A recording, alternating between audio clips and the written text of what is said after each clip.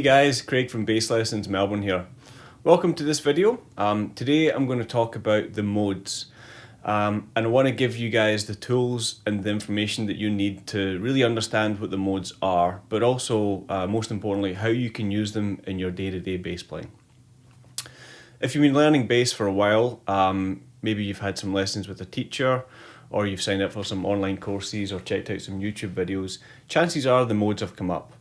But a lot of my students, they kind of fall into two different categories. The first is students that have heard of the modes but don't know what they are. And the second are students that have learned the modes to some extent but still don't really know how to use them in their own bass playing. So if this sounds like you, then keep watching, because what I'm going to do is give you a really simple but effective way to understand what the modes are.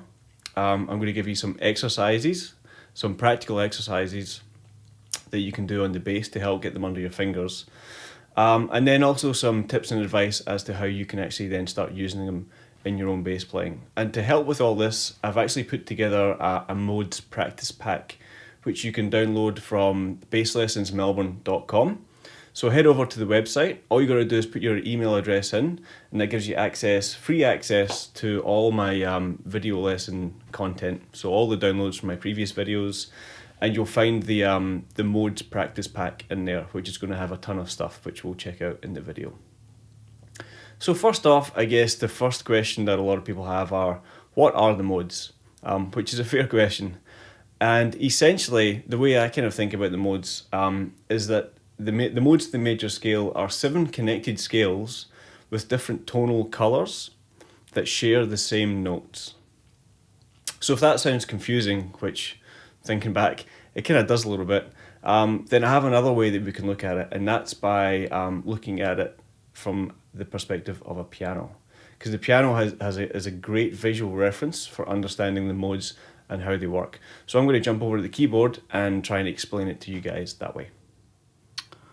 Okay, so second part of this video, I'm at the keyboard, and I want to talk about how we arrive at the modes. And the first step in that is actually understanding how the major scale is built.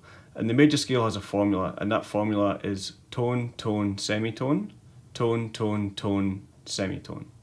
Okay, so 2 tones and a semitone, 3 tones, and then another semitone.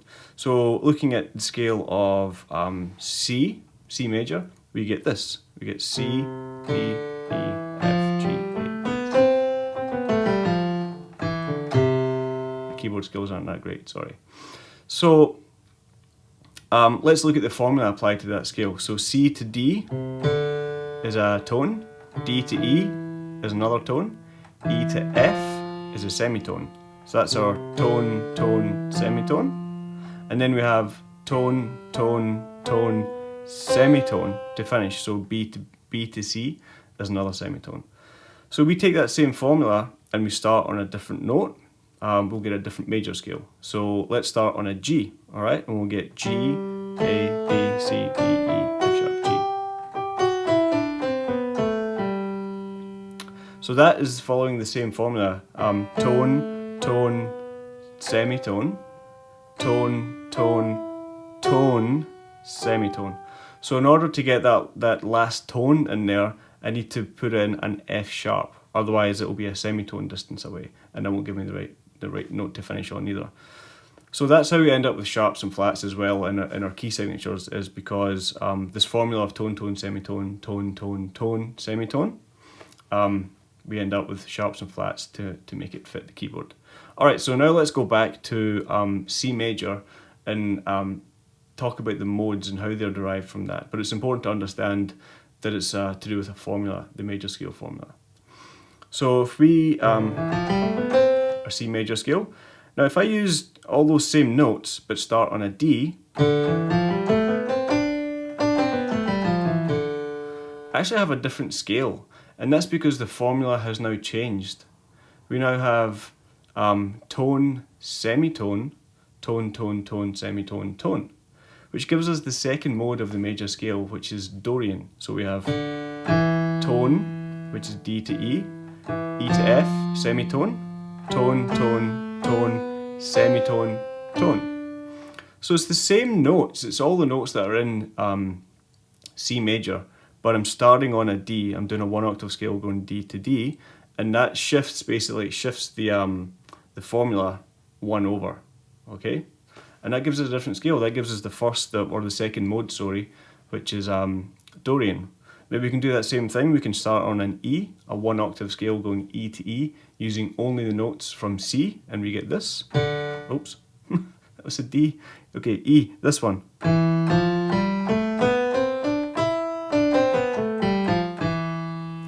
Okay, so all the white notes, all the notes from C, but the formula starting in a different place. So we get our first two notes are a semitone apart.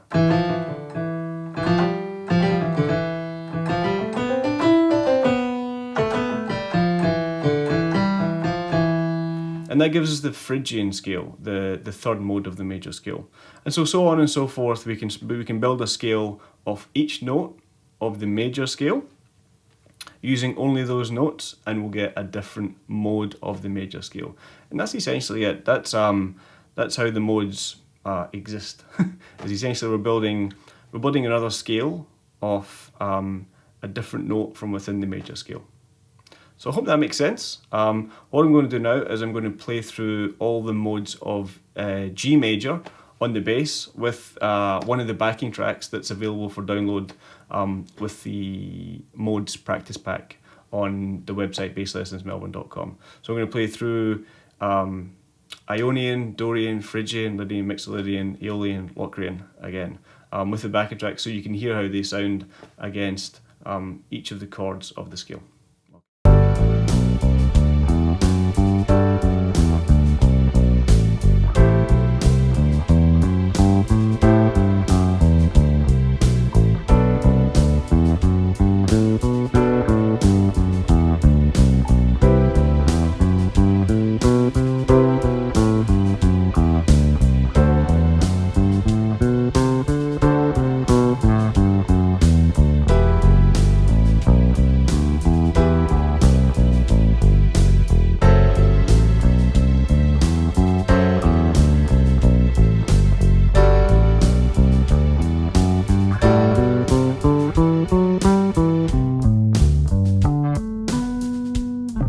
Okay, so the next question that I normally get is, why should I learn all these other scales if it's essentially just the major scale starting on a different note? Fair question. And the reason we need to get the modes under our fingers is that each scale gives us a different tonal colour that fits with different chords and different key centres in a way that approaching it from just the viewpoint of a major scale doesn't.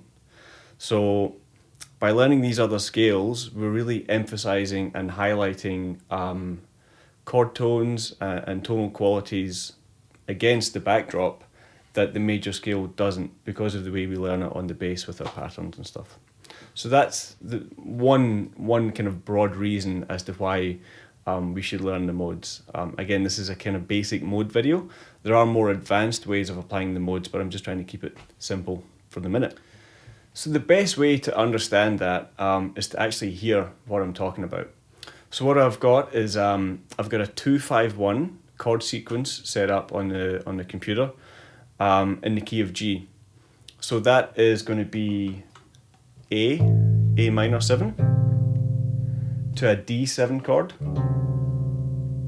to chord 1, which in this case is G major. So A minor 7, D7, G major 7. And all these chords are what we call diatonic. That is, they all exist within the key of G. So there's no extra notes in here. They're all from within the key of G. Now, because these are all, they all share the same key center, I could approach an improvisation with these three chords just using the scale of G major.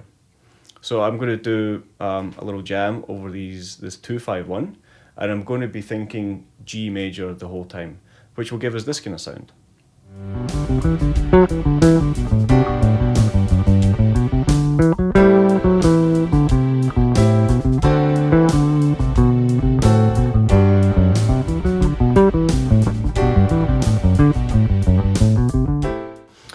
Okay, so I'd say that probably works about 60 to 70% of the time over that chord sequence. What we can do is we can use the modal approach to make it sound a little bit more cohesive. So what that means is on each of the three chords, so chord 2, chord 5 and chord 1, we can play the appropriate mode. So on the 2 chord, on the A minor 7, we can play the A Dorian scale, because that is the second mode of the G major scale. So on chord 2, I'm going to play A Dorian, which sounds like this.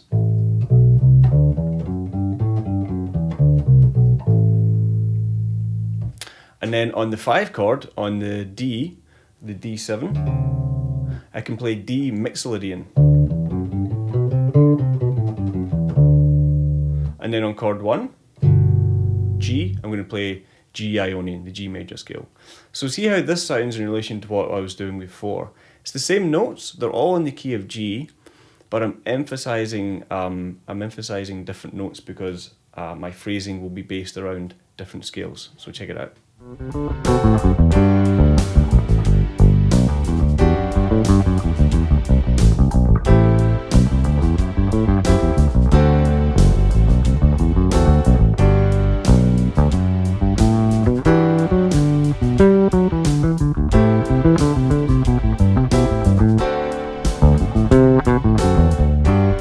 Alright, so hopefully that should give you a good idea of why the modes are important and how we can use them in a musical situation.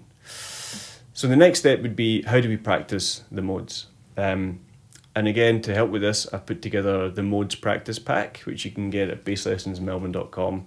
And within that pack, there's a few play-alongs. So the first one you might want to look at is the 7 modes in the key of G.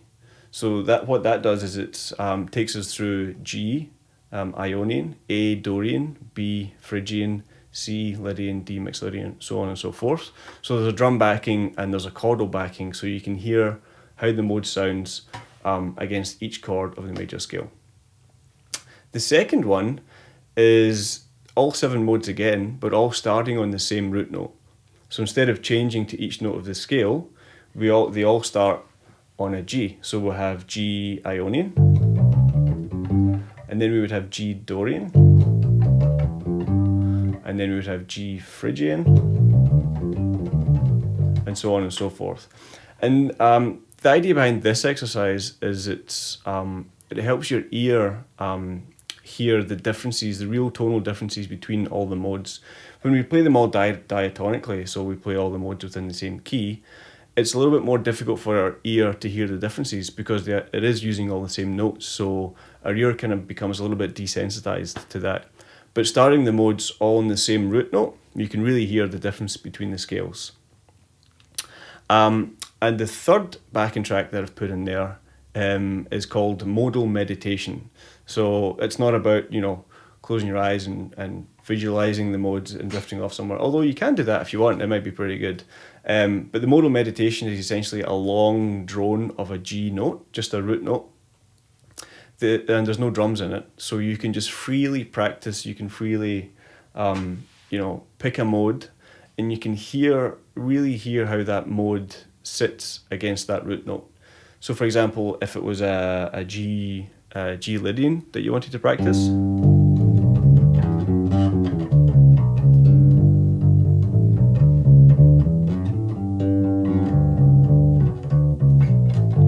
then you'd be trying to train your ear to hear how that raised fourth, that sharp 4, sounds against that G tonic.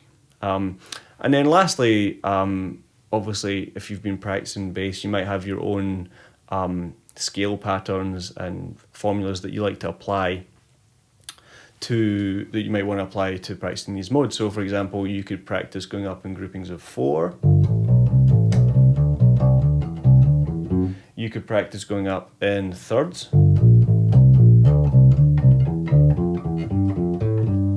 And so on and so forth. So all these things can really help get our fingers really comfortable with these shapes, which means that in an improvisational or a bassline setting, that we can easily pick and choose what parts of the scale that we want to use without having to think too much about it.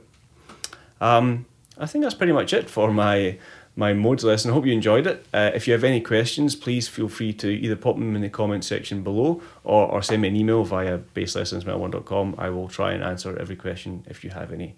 So thanks for watching, and I'll see you next time.